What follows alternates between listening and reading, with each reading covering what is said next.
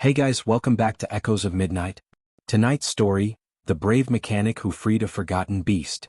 A tale of mercy, courage, and the bond that changed the stars forever. Let's begin. The Orion Station docks were always a madhouse, buzzing with ships coming and going like bees in a hive. Lights flashed from every corner, engines roared, and folks from all over the galaxy hustled about, loading crates or haggling over deals. Tom Baker, a rugged medic who'd seen his share of rough patches back in Texas, was weaving through the crowd on his break. He wasn't looking for trouble, just a quiet spot to grab a bite and shake off the long shift patching up injured crew members. That's when he spotted it, a heap of junk piled high in a forgotten corner, old parts and broken tech tossed aside like yesterday's trash. But something moved in there, a faint twitch that caught his eye. Tom pushed closer, ignoring the stink of oil and rust. There, half buried under the scrap, was this massive creature. It looked like a leopard from Earth, but way bigger, with spots that shimmered like oil on water under the station lights. Its fur was matted and dull, ribs showing through like it hadn't eaten in weeks. The poor thing was barely breathing, eyes half closed in pain. Tom knelt down, his heart twisting a bit. He'd seen a lot in his years traveling the stars, fights, accidents, you name it, but nothing hit him like this. Who could just dump a living being like garbage? He scanned the collar around its neck, faded but still readable. No name, just a tag from some outer colony trader. Word around the docks was that Rita Hayes, a sharp-tongued dealer in rare goods, had owned it. She was known for her flashy ship and cutthroat deals, always one step ahead of the law. Folks said she kept this beast as a guard, fierce and loyal, scaring off thieves with its roar. But now, with it getting old and slow, she'd figured it wasn't worth the feed anymore. Just left it here to fade away, alone in the cold metal shadows. A couple of dock workers paused nearby, shaking their heads. "Best leave it, human," one grumbled, his voice like gravel. "That thing's done for. Rita's beasts are mean when they're cornered." But Tom wasn't one to walk away. Back home, he'd grown up on a ranch helping his dad with sick animals.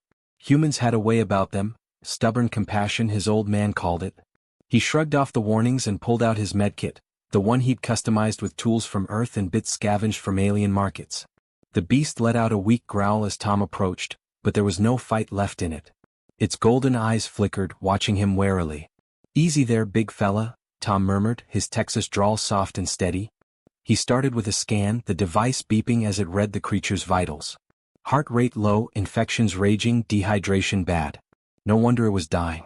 Tom worked quick but gentle, cleaning the wounds first, deep cuts from the scrap, probably from being dragged here.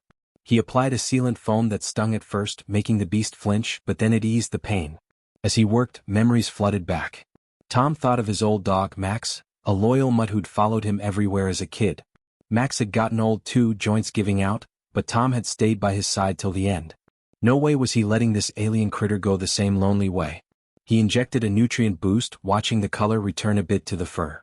The beast's breathing steadied, and for a moment, it lifted its head, sniffing at Tom's hand. No bite, just a curious nudge. The crowd had grown a little, aliens of all shapes whispering. "Look at the human wasting time on that scrap heap reject," one laughed. But Tom tuned them out. He named it right then, Max, after his old friend.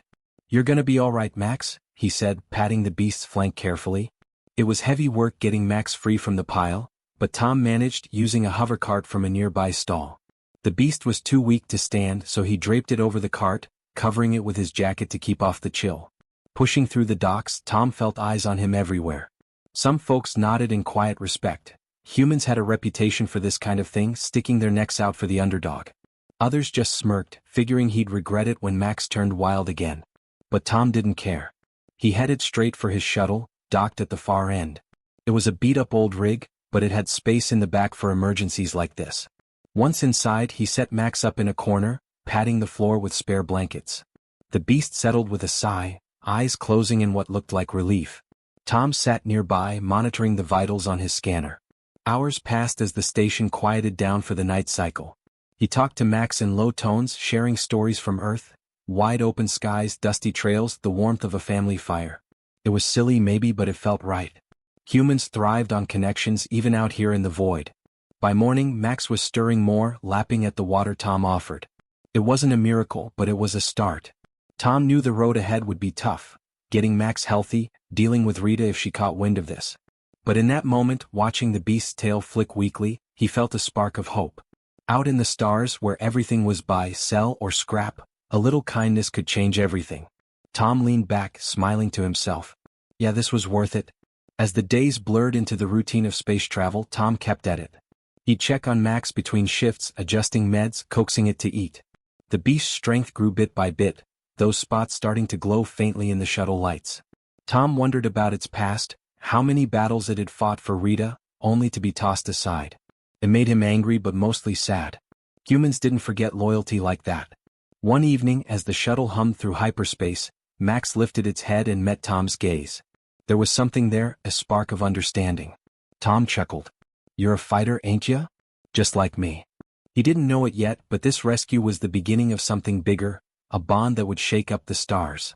For now, though, it was just a man and his new friend, defying the cold indifference of the galaxy one step at a time. Tom eased the shuttle away from Orion Station before anyone could ask questions. The old ship groaned like it always did, but this time it carried more than spare parts and medical crates.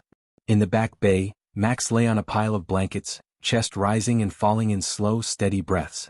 Tom had sealed the cargo door, dimmed the lights to a warm amber, and set the course for a quiet supply run along the outer rim. No stops, no chatter on open channels. Just him, the hum of the engines, and a half-dead alien leopard beast that now depended on him. The first night was rough. Max wouldn't eat. Tom tried everything. Nutrient paste, raw protein strips, even a bowl of warm milk mixed with glucose. The beast just stared, golden eyes dull, tail limp. Tom sat cross-legged on the floor, elbows on his knees, talking like he used to talk to scared kids in the clinic. I know you're mad. I'd be mad too. But starving won't fix anything. He left the bowl and walked away.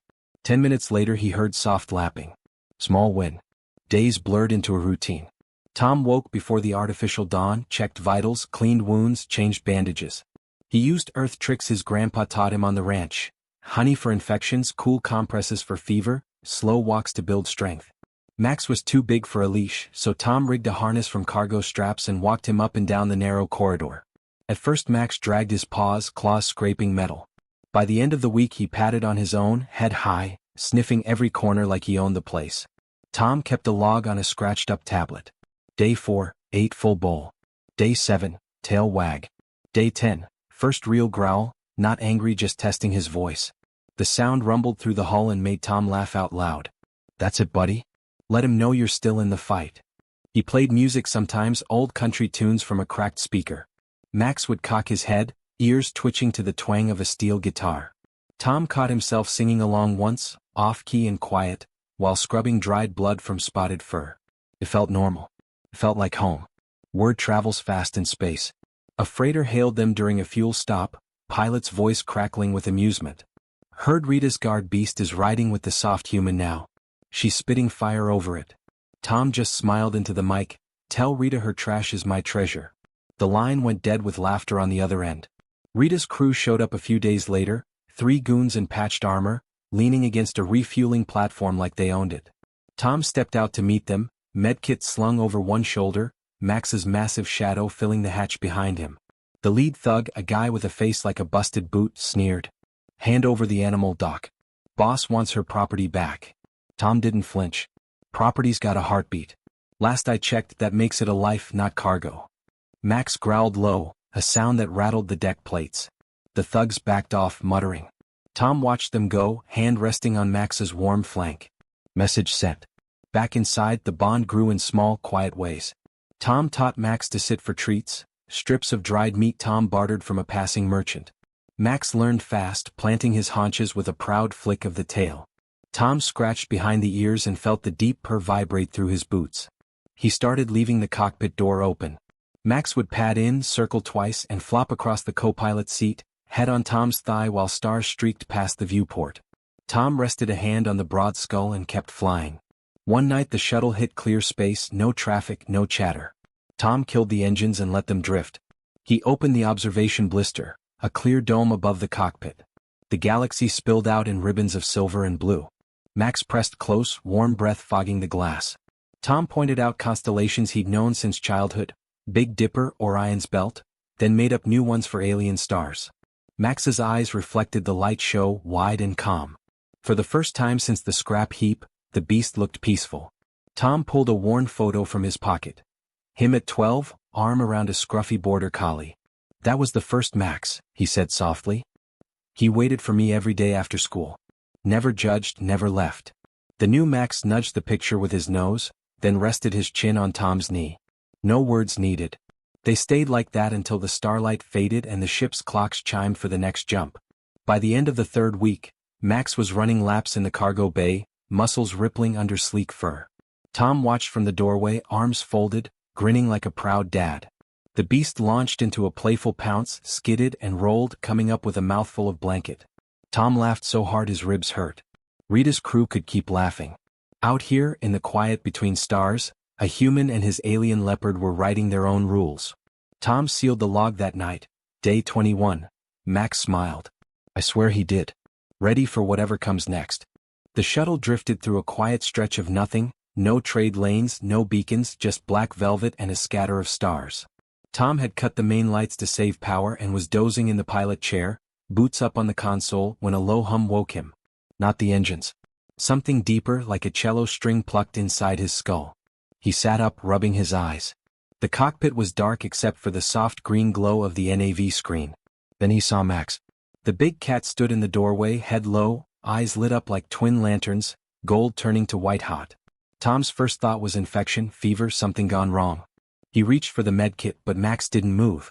The hum grew louder and the air felt thick like before a thunderstorm back home. Tom's skin prickled. Buddy, you okay? His voice came out small. Max took one step forward. The glow in his eyes pulsed, and suddenly Tom wasn't in the cockpit anymore.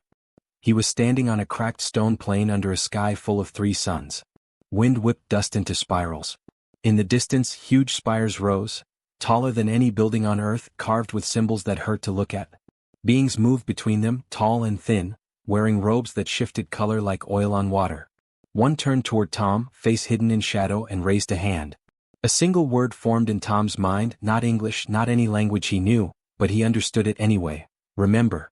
The vision snapped. Tom stumbled back against the console, heart hammering. Max sat down, eyes dimming to normal gold, tail curled neat around his paws like nothing happened. Tom stared. What in the hell was that? Max just blinked, slow and calm. That night Tom couldn't sleep. He ran scans, brain waves, blood, everything. All normal. Max ate his dinner, chased his tail once, then flopped on the blankets like any oversized house cat. But Tom kept seeing those spires, feeling that word echo. He pulled up old Earth myths on his tablet. Atlantis, moose stuff his grandma swore was real. Didn't help. 2 days later it happened again. This time Tom was patching a hull plate, sparks flying, when the hum returned. The cockpit vanished. Now he floated in open space, no suit, no fear. Around him drifted chunks of a shattered moon, each piece etched with the same glowing symbols. A massive shape moved between the rocks, sleek, spotted, bigger than any ship. Another leopard beast, but young, wings of light folding from its back. It looked right at Tom and roared without sound. The word came again, Guardian. Tom came to on his knees, wrench still in hand. Max stood over him, nose pressed to his cheek, purring like a freight train. Okay, Tom muttered, wiping sweat. You're not just a guard dog. He started digging through station gossip archives. Turned out Rita hadn't bought Max at a pet market. She'd salvaged him from a derelict freighter near the old Nebula Drift. Wrecked, abandoned, no crew. Everyone assumed the beast was cargo. No one asked questions. Rita slapped a collar on him, trained him with shock sticks, and called it a day. But Tom remembered the collar tag, a serial number, not a name. And under the grime, faint etchings, same symbols from the visions. Max had been made. Not born. Engineered centuries ago by a civilization long gone, programmed to protect knowledge no one alive understood. Rita's beatings and cheap food had buried it deep, like putting a lid on a volcano. Tom sat on the floor, Max's head in his lap. You've been carrying a library in your head, haven't you? Max huffed, warm breath ruffling Tom's shirt. The change didn't stop at visions. Max started doing things. He'd stare at a control panel and the lights would flicker on. Once, when the water recycler jammed, Max pawed the access hatch and the pump kicked back to life. Tom tested it, stood Max in front of a locked crate, thawed open, and the latches clicked. The cat wasn't just smart. He was reading Tom's mind, or maybe Tom was reading his. Tom kept it quiet at first. But space is small. A mechanic on a fuel stop saw Max nudge a stuck valve loose with his nose. A pilot caught the glow in the cat's eyes during a late-night card game. Whispers turned into messages. By the time Tom hit the next trade hub, Rita knew. Her voice crackled over an open channel while Tom refueled. Baker. My beast. My prophet. Bring him back or I take him. Tom thumbed the mic. Come and try. He should have known she would. 3 ships dropped out of hyperspace 2 jumps later. Sleek, black, no registry marks. Boarding drones. Rita's hunters. Tom saw them on the scopes and felt his stomach drop. The shuttle wasn't built for a fight. He had a sidearm, a medkit, and a cat the size of a motorcycle. Max padded to the viewport, fur bristling. His eyes flared white. The nearest drone veered off course, spinning like a drunk bird before smashing into an asteroid. The other 2 kept coming. Tom strapped in. Guess playtime's over. Max leapt to the co-pilot seat, paws on the dash. The hum filled the cockpit again, louder, urgent. Tom felt the word slam into him. Protect. He didn't think. Just flew. The chase was on. The shuttle screamed through the asteroid belt like a stone skipping water. Tom's hands danced over the controls, eyes locked on the rear scope where 2 black hunters closed fast. Red laser bolts streaked past, close enough to rattle the hull. He yanked the stick hard left, rolled under a spinning rock the size of a house, then punched the thrusters. The ship groaned but held. Max crouched in the co-pilot seat, paws braced, fur glowing faint blue. Every time a bolt got too close, the air shimmered and the shot fizzled out against nothing. Tom felt the push in his teeth, an invisible wall Max threw up without moving a muscle. Good boy, he muttered, banking hard right. Keep it up. He'd rigged the cargo bay hours earlier when the chase first started. Old mining charges, spare fuel cells, anything that went boom. Tom slapped a panel, dumped the first trap. A cloud of scrap metal burst behind them, glinting like deadly confetti. 1 hunter flew straight into it. Sparks, a flash, then silence. 1 down. The second pilot was smarter. He hung back, waiting for an opening. Tom grinned despite the sweat in his eyes. Your move, pal. Max growled low. The glow in his eyes flared white. Tom felt the word again. Now. He cut engines, let the shuttle drift dead. The hunter took the bait, roared in for the kill. Tom hit the rear thrusters full blast. The shuttle surged backward, ramming the hunter's nose. Metal screeched. Alarms howled. Tom spun the ship, fired a grappling line into the hunter's open bay, and reeled them together like 2 dogs on a leash. Inside the locked ships, corridors clanged. Tom grabbed his sidearm, an old Earth slug thrower, nothing fancy but it never jammed. Max leapt down the hatch first, a blur of spots and teeth. The hunter's crew, 3 armored goons, opened fire. Bolts ricocheted off Max's shield. Tom ducked behind a crate, heart pounding. He popped up, squeezed off 2 shots. 1 goon dropped, clutching his leg. The others scrambled. Tom and Max pushed forward room by room. Max batted a stun grenade back at its owner. It rolled under a console and popped, filling the corridor with white smoke. Tom coughed, eyes watering but kept moving. They reached the hunter's cockpit. Empty. The pilot had bailed in an escape pod. Coward.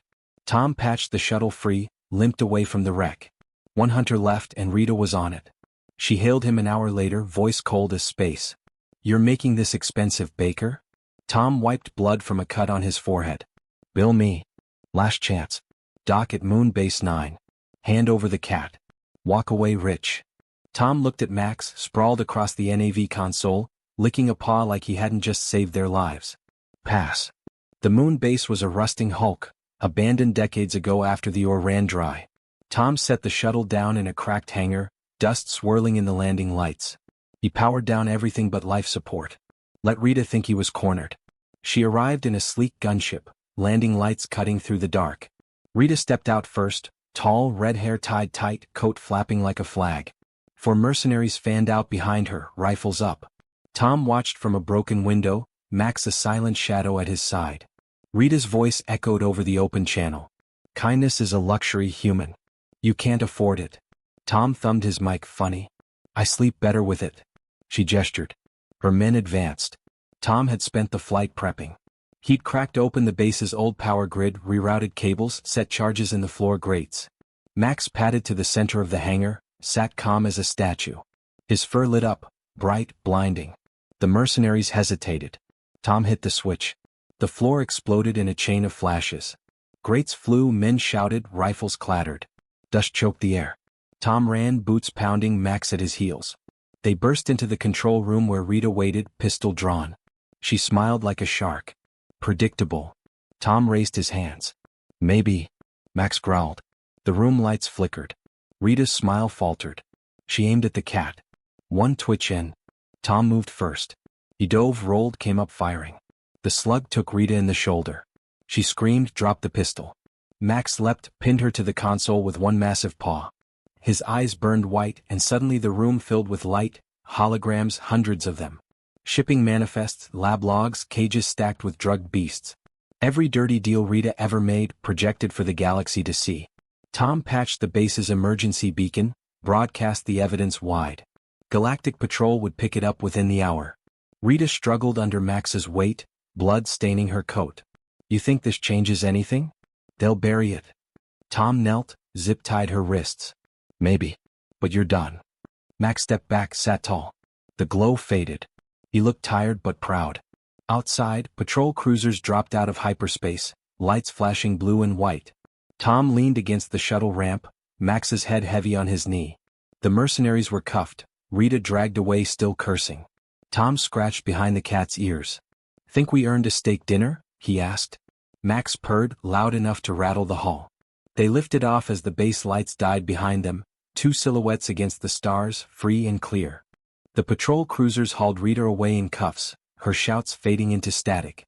Tom stood on the moon base ramp, wind tugging his jacket, Max's warm bulk pressed against his leg. The big cat's fur still carried a faint glow, like embers under ash. Tom scratched the spot between Max's shoulders and felt the deep rumble of a purr. Guess that's that, he said. Max bumped his head against Tom's hip, gentle but firm, like he was saying not even close. They flew out quiet. No hunters on the scopes, no angry messages. Just open space and a shuttle that smelled like home, oil, coffee, and big cat musk. Tom set course for nowhere in particular, letting the NAV computer pick safe jumps. He needed time to think. Max had other plans. 3 days out, the cat padded into the cockpit at dawn cycle, eyes bright. He sat on the console and stared at the star map until one system pulsed red. Tom raised an eyebrow. You picking our vacation spot now? Max nudged the screen with his nose. The pulse steadied. Tom shrugged. Fine. Your turn to navigate. The system was uncharted, a dim sun with one rocky planet and a thin ring of ice. Tom dropped them into orbit, scanners quiet. Max led the way to the shuttle bay, tail high. They suited up, Tom in his patched EVA gear, Max in nothing but fur and attitude, and took the skiff down. The surface was desert, red dust and cracked stone under a violet sky. Tom's boots crunched. Max bounded ahead, kicking up plumes. In the distance rose a half-buried arch, same symbols from the visions glowing soft. Max sat in front of it, looked back at Tom and waited. Tom felt the hum again, gentle this time. The arch lit up. A door irised open, revealing stairs spiraling down. Cool air breathed out, smelling of rain on stone. Tom hesitated. Trap. Max huffed, already descending. Tom followed. Inside was a chamber big enough to park the shuttle. Walls shimmered with moving light, star maps, DNA strands, blueprints in a language that hurt to read but somehow made sense. Max walked to a pedestal in the center. A crystal the size of Tom's fist rested there, pulsing in time with Max's heartbeat. The cat placed a paw on it. Light flared. Knowledge poured into Tom's head like warm water. Coordinates, histories, the locations of a dozen more chambers scattered across the galaxy. Max's people, guardians, had hidden them before their makers vanished. Each held seeds of lost tech, medicine, stories. Tom staggered. Max steadied him with a shoulder nudge. When the light faded, the crystal was dark, its job done. Max looked smaller somehow, like he'd given part of himself away. Tom knelt, cupped the big head in both hands. You didn't have to do that alone. Max licked his wrist, rough tongue scraping skin. Message received. They spent a month hopping from cache to cache. Tom recorded everything on encrypted drives. Some chambers held seeds that grew in hours into glowing fruit that cured radiation sickness. Others stored medical scanners that mapped a body in seconds. One had a single shelf of books, real paper, written in English by someone who'd been here centuries ago. Tom read the first page aloud. Max listened, ears forward, tail curled neat. Word spread careful. Tom leaked snippets to trusted medics, station docs, colony clinics. Packages showed up on doorsteps. Seeds, scanners, instructions in plain language. No credits asked, no questions. Just a note, pay it forward. Humans started calling them care drops. Kids on backwater moons grew fruit that tasted like summer. Old miners walked again. Tom knew he couldn't keep flying forever. The shuttle was tired and so was he. He found a green moon in a quiet system, 2 suns, mild gravity, oceans that glowed at night. Perfect. He filed for homestead rights under an old Earth law still valid in fringe space. The paperwork took 6 forms and a bottle of decent whiskey for the clerk. They built slow. Tom hauled prefab panels. Max dug foundations with paws the size of shovels. Other humans trickled in, mechanics who'd heard the stories, vets with kind hands, pilots who wanted dirt under their boots. They cleared land, planted the glowing fruit, fixed roofs. Someone brought chickens. Someone else taught Max to herd them, gently. The cat took to it like he was born for it. The haven grew. Low buildings, wide pens, a clinic with Earth tech patched into guardian crystals.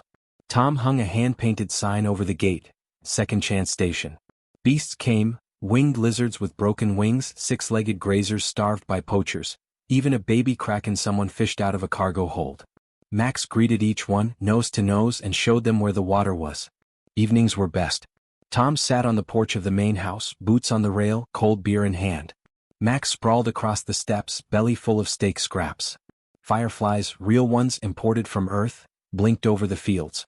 Kids ran between the pens, laughing. A teenage girl with a prosthetic leg taught a 3-eyed pup to fetch. An old pilot told stories to wide-eyed colonists. Tom listened, said little, felt the weight of it settle warm in his chest. Years rolled.